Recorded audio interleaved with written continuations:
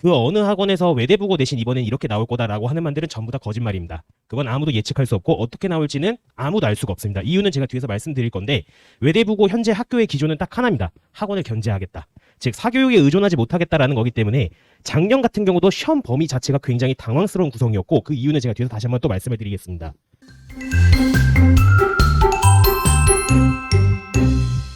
안녕하십니까, 국어강사 배성재입니다. 네.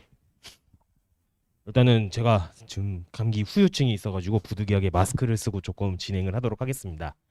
자, 일단은 저는 오늘 지금 이 시기에 외대부고 학생들을 어떤 방식으로 국어 공부를 해야 되는지, 그리고 앞으로 외대부고 국어 내신은 어떤 식으로 출제가 되는지를 설명을 드릴 건데, 그 전에 앞서 한 가지 먼저 말씀을 드리면, 이제 어머님도 아마 설명회 되게 많이 다니실 텐데, 그 어느 학원에서 외대부고 내신 이번엔 이렇게 나올 거다라고 하는 말들은 전부 다 거짓말입니다. 그건 아무도 예측할 수 없고 어떻게 나올지는 아무도 알 수가 없습니다. 이유는 제가 뒤에서 말씀드릴 건데, 외대부고 현재 학교의 기조는 딱 하나입니다. 학원을 견제하겠다.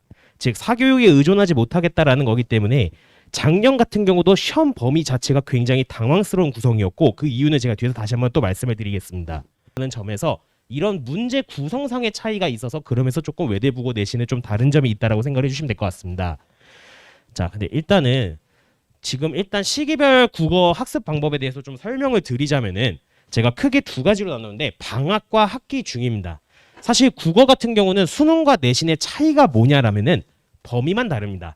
즉 내신 같은 경우는 그 범위를 지정이 돼 있고 그 범위에 맞춘 내용이 비슷한 외부 지문을 읽어낼 수 있는가를 물어보는 게 내신 기간이라면은, 수능은 시험 범위가 정해져 있지 않지만 고등학교 과정을 충분히 학습을 했다라면은 그 문제들을 충분히 풀 수 있는가를 평가하는 거라고 생각을 해주시면 될 것 같은데, 외대부고는 앞서 말씀드렸다시피 내신 시험 문제의 수능형 문제들이 굉장히 많이 출제가 되고 있기 때문에 기본적으로 방학 기간 때는 수능에 대한 학습을 먼저 바탕을 하고 그 개념을 이제 내신에 접목할 수 있는 그런 훈련이 필요하다고 생각해 주시면 될 것 같습니다.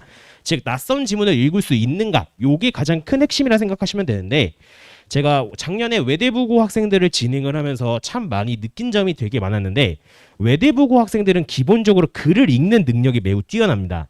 즉 문장을 읽었을 때 이 문장에서 핵심이 무엇인지를 정확하게 파악하는 능력이 다르기 때문에 거기에 맞춰서 제가 조금씩 부족한 부분을 채워져 나가는 그런 커리큘럼으로 진행을 할 겁니다. 자, 일단은 제가 외대부고 내신의 특징에 대해서 일단은 이게 제일 관심 있으실 거라 말씀을 드리긴 하는데, 앞서 말씀드렸다시피 이거는 전혀 해당 사항이 앞으로 없을 예정입니다. 근데 일단 문제수 자체는 계속 변하지 않았기 때문에 아마 문제수 자체는 변화가 없을 것 같은데, 일단은 첫 번째, 아직 교과서가 정해지지 않았습니다. 물론 정해졌습니다. 다만 공지를 안 해준 것 뿐입니다. 외대부고 학생들 아마 이제 예비 등교 소집일에 등교하게 되면은 학교 브로셔를 받을 건데, 거기에 이제 아마 교과서와 부교재 내용이 탑재가 돼 있을 겁니다. 그래서 그 전까지는 아무도 교과서를 예측할 수 없기 때문에 어떤 범위가 나갈지는 아무도 모릅니다. 자, 일단은 객관식은 20문항, 논수령은 6문항이었는데 다른 학교들과 다르게 이 서술형이 그렇게 큰 변별력을 차지하지는 않았었습니다. 기본적으로 이 객관식 20문항 정도가 이제 변별력을 갖는 문항 정도였다고 생각해 주시면 될 것 같고, 담당 교사에 따라 매우 다른 출제 경향을 갖는다. 이게 무슨 말이냐면은, 외대부고 1학년은 국어 선생님이 총 3분이 들어가게 되십니다. 그래서 3분이 각각 문법 파트, 문학 1파트, 문학 2파트 이렇게 3명이 따로 담당을 하게 되고 모든 반의 선생님들이 동일하게 들어가게 됩니다. 근데 이제 작년 같은 경우에는 문학 2파트를 출제하시는 선생님께서 굉장히 시험 문제를 어렵게 출제하시는 분이었고, 문법 파트를 출제하시는 분께서는 시험 문제를 굉장히 평이하게 출제하는 분이었기 때문에 작년에는 문학이 어려웠고 문법은 상대적으로 조금 평이했던 그런 경향이고, 이건 올해도 그 선생님들이 어떻게 배치해내냐에 따라서 달라질 거라고 생각을 해주시면 될 것 같습니다. 자, 그리고 선지가 까다로운 선지의 어휘하고 구성 논리였는데, 요거는 작년 2학기 작년까지는 확실하게 맞는 말이었지만 올해부터는 조금 달라졌습니다. 자, 그 이유가 뭐냐면은, 일단은 외대부고 1학년 시험 범위를 먼저 말씀드릴 때 문법부터 먼저 말씀을 드리자면은, 고등국어에서 문법이 크게 4가지 파트가 있는데, 의문의 변동이라는 의문 파트, 그리고 이제 아이들한테 띄어쓰기 이런 걸 물어보는 한글 맞춤법 파트,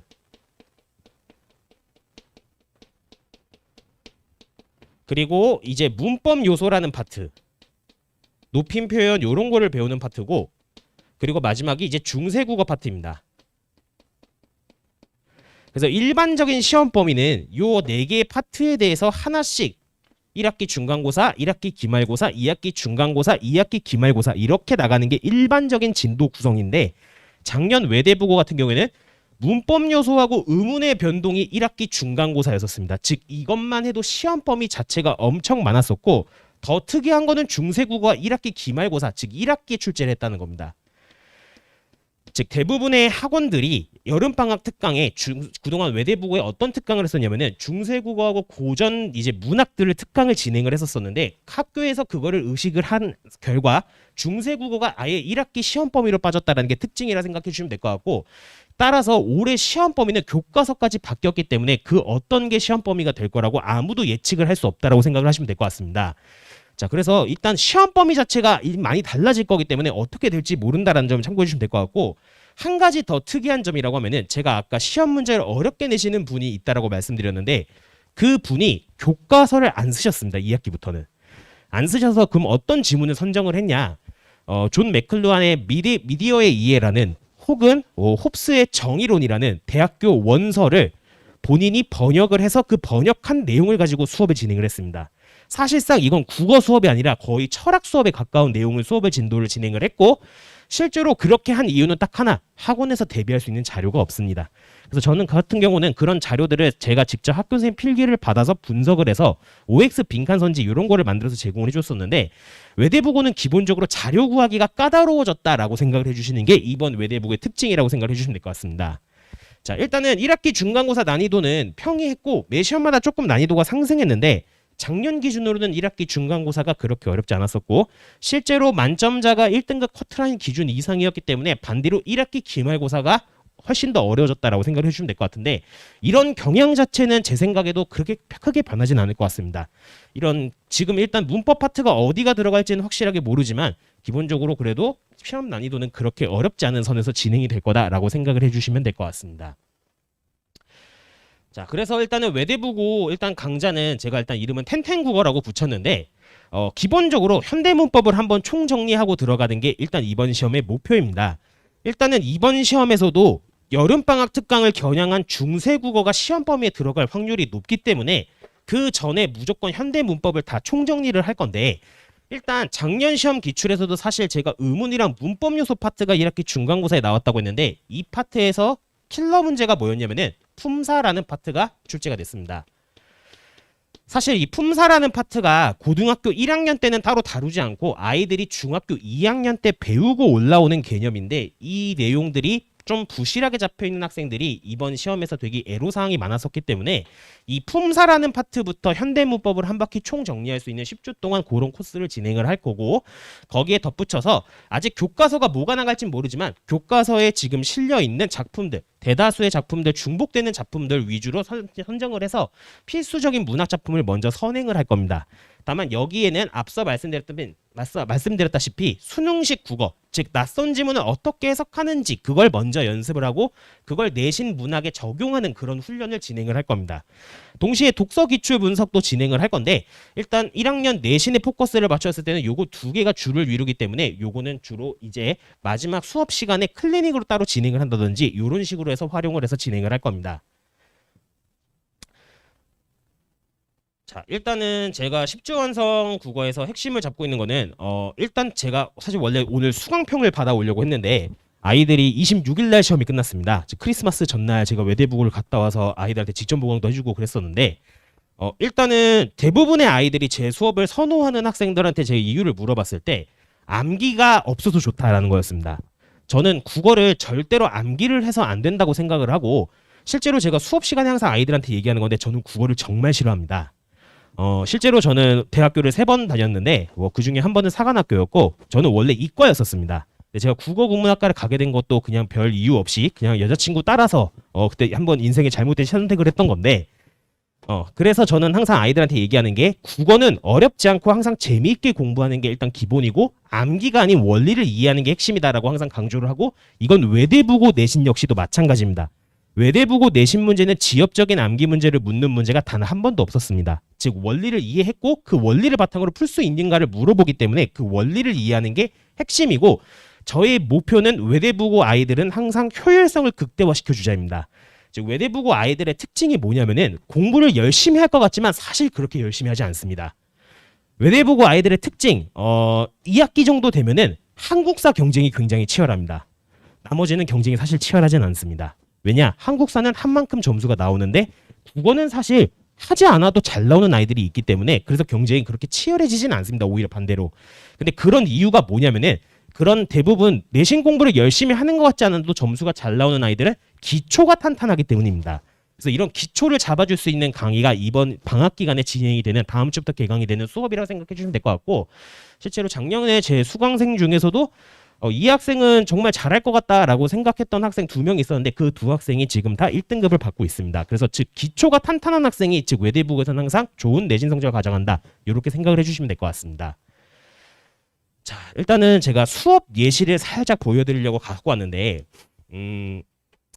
제가 암기를 안 시키고 이해를 시킨다라는 게 무슨 말인지 제가 실제 수업 예시를 통해서 한번 보여드릴 텐데 이게 작년 기출문제에서 문제가 출제됐던 유형입니다. 예를 들면 요 19번 문제인데 상대 높임의 등급을 물어본 문제인데 요걸 제가 실제 수업을 통해서 한번 이 문제를 푸는 방법을 보여드리겠습니다. 자, 일단은 우리 문법에서 뭔가 두 개가 나눠질 때 항상 기준이 뭔지 생각하라고 했었어. 자, 격식체랑 비격식체, 적식체 이건 공식적인 장소에서 쓰는 말이야. 즉 내 기준으로는 직장, 너네 기준으로는 학교 정도 생각하면 돼. 자, 그럼 반대로 비격식체는 비공식적인 장소에서 쓰는 거겠네. 즉 뭐 가족이나 친구들한테 쓰는 말. 자, 그래 놓고 나서 지금 하십시오체, 하오체, 하계체, 헤라체 이렇게 네 가지가 있는데 어렵게 생각하지 말고 얘는 2번 높여준 거, 1번 높인 거, 1번 낮춘 거, 2번 낮춘 거. 그리고 다시 비격식체에서는 해요체 1번 높임, 해체는 1번 낮춘 거 이렇게 생각하면 되거든. 자, 그러면 시험 문제 제일 많이 나오는 건 뭐냐? 가니, 하니.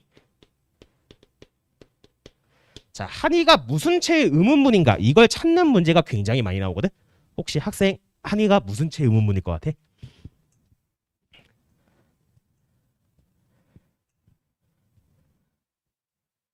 학생은 뭘 것 같아? 모르겠어? 자, 생각해봐. 보통 이거를 너네가 해체의 의문문이라 많이 생각을 하거든. 그럼 해체, 아까 가족이나 친구한테 쓰는 말이라 했잖아. 너네 어머니한테 가서 반말할 수 있지. 엄마한테 가서 엄마 뭐해 할 수 있지. 그래도 엄마한테 가서 엄마 뭐하니 하면 어떻게 되겠니? 그날 저녁이 안 나오지 않겠니? 즉 엄마 입장에서 한 번 낮추는 건 어때? 괜찮아. 근데 뭐하니는 기분이 나빠. 왜? 2번 낮췄으니까. 따라서 헤라체의 의문문이 되는 거야. 즉 이걸 외우는 게 아니라 원리를 이해하자는 거야. 그래서 여기에 헤라체가 들어가는 거야. 두 번째, 합시다가 또 시험에 되게 많이 나와. 실제 수업에서는 제가 이런 것들이 왜 시험에 많이 나올 수밖에 없는지까지 같이 설명을 할 겁니다. 원리를 바탕으로. 자, 마찬가지. 합시다. 격식체라는 건 납득될 거야. 그러면 내 기준으로 직장으로 해볼게. 가장 높여야 되는 사람 원장님으로 해볼게. 자, 내가 가서 원장님한테 원장님 퇴근합시다 하면 어떻게 되겠니? 그날이 나의 마지막 퇴근이 되지 않겠니? 그러니까 원장님 입장에서는 2번 높여줘야 되는데 내가 몇 번 높인 거야? 1번 높인 거겠지. 그래서 얘는 하오체의 청유문이 되는 거야. 즉 제 수업은 이런 식으로 표를 이렇게 암기시키는 수업이 아닌 원리를 이해시키고 그걸 바탕으로 실전적인 풀이법을 제시하는 수업이라 생각하시면 될 것 같고, 실제로 아까 작년 기출문제 같은 경우도 마찬가지. 자, 첫 번째, 먼 길 오시느라 수고 많으셨습니다. 딱 봐도 일단은 격식 최고, 더 이상 높일 수 없는 게 존재하지 않기 때문에 그래서 하십시오체다. 즉 이 원리를 정확하게 알고 문제 풀이 방법을 학생을 학습하는 학생들은 어렵지 않게 1번 선지를 고를 수 있었던 겁니다. 그래서 이런 식으로 외대부고는 아이들이 워낙 내신이 경쟁이 워낙 치열하고 심지어 정보까지도 이제 내신 경쟁에 들어가기 때문에 아이들한테 항상 효율성을 강조를 하고 그 효율성을 바탕으로 공부할 수 있도록 저는 수업 방향을 그렇게 잡고 진행을 할 예정입니다. 자, 일단 이게 제가 10주 동안 계획하고 있는 커리큘럼인데, 일단은 제가 요거는 커리큘럼이 조금 변동될 수 있음을 먼저 말씀드리는 게, 아직 교과서가 뭐지 정해지지 않았기 때문에 추후에 교과서가 나오는 내용을 보고 그 일부 교과서가 시험 구성이 굉장히 특이한 구성이 있습니다. 기존의 외대국어 사용했던 신사고 교과서가 굉장히 구성이 독특했던 교과서인데 그 교과서 구성을 보고 제가 거기에 맞춰서 교과서는 조금 변동할 수 있다는 거, 커리큘럼 내용은 순서를 좀 변동할 수 있다는 거, 그 점만 참고해 주시면 될 것 같습니다. 그리고 일단 9주차, 10주차에는 계획은 고전 문항 맛보기와 의문의 변동을 계획을 하고 있는데 이 의문의 변동이 시험 범위에 안 들어갈 확률이 이번에 또 높기 때문에 이때 계획에 따라서 제가 중세국어 파트를 맛보기를 진행을 할 예정입니다. 아무래도 아이들이 중세국어를 굉장히 어려워하기 때문에 그런 내용들을 진행을 할 거고 유동적으로 변할 수 있다. 그 점을 좀 양해해 주시면 좋을 것 같습니다. 자, 일단 학습관리 프로그램인데 제가 과제는 6일치 주간지를 제공을 할 겁니다. 아마 지금 학원을 다니고 계시고 있으시다면 대부분의 학원이 매일매일 과제를 제공을 하고 있을 텐데 대부분의 아이들이 특히 남학생들 이 과제를 주면은 이 매일 주간지를 보통 언제 푸냐? 학원 오기 전날 풉니다.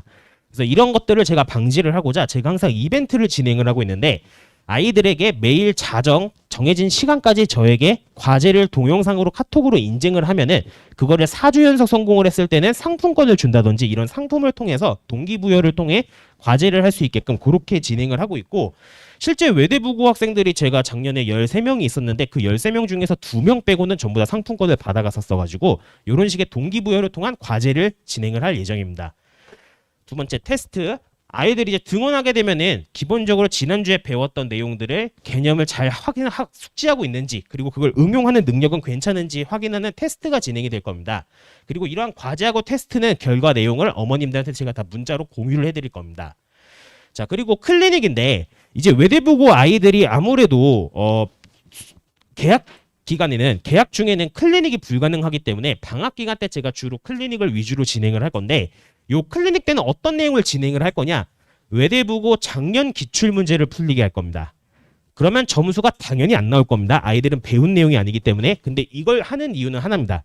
내용은 바뀌었지만 출제자가 바뀌지 않았기 때문에 어떤 것들을 물어보고 그래서 어떤 내용들을 준비를 해야 되는지 거리 감각을 익히기 위해서 이때 외대부고 실전 문제를 풀어보고 거기에 대해서 제가 1대1로 피드백을 해주고 해설을 해주는 그런 시간으로 진행이 될 겁니다. 자, 그리고 네 번째 질의응답은 조교를 제 제자들을 통해서 진행을 하고 있지만 질의응답은 외대부고는 제가 직접 질의응답 24시간 답변을 해줄 거고 실제로 외대부고 아이들의 특징이 학원을 잘 안 옵니다. 일단은 대치동하고 저하고의 차이점이라고 하자면은 저희 학원은 대부분 아이들이 현강으로 수강을 합니다. 근데 대치동 같은 경우는 절반 이상이 보통 영상으로 수강을 하게 됩니다.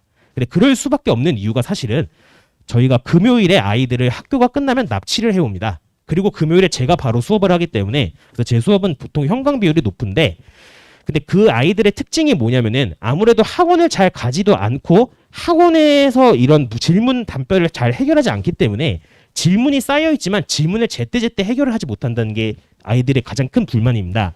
그래서 저는 실제로 자사고 지금 북일고도 진행을 하고 있는데 질의응답은 24시간 내내 제가 자다가도 일어나서 답장을 해줍니다. 제가 아이가 궁금한 게 있으면 언제든지 바로바로 해결을 할 수 있도록 제가 질의응답은 언제든지 24시간 바로바로 해결할 수 있도록 그렇게 약속을 드리도록 하겠습니다. 그리고 피드백 이렇게 테스트 결과 내용을 제가 다 전송을 해드릴 거고 분기별로 아이가 현재 어떤 부분이 취약한지 그런 걸 볼 수 있는 제가 성적표를 만들어서 또 이것도 제공을 해드릴 예정입니다. 이런 식으로 제 수업은 진행이 될 거고 자, 일단은 제 설명에는 이렇게 마무리하도록 하겠습니다. 다시 한번 외대부고 합격 진심으로 축하드리고 혹시 궁금하신 거 있으실까요? 네, 요거 제 번호니까 혹시 궁금하신 거 있으시면 언제든지 연락 주시면은 제가 답신 드리도록 하겠습니다. 자, 이상으로 제 설명을 마치도록 하겠습니다. 감사합니다.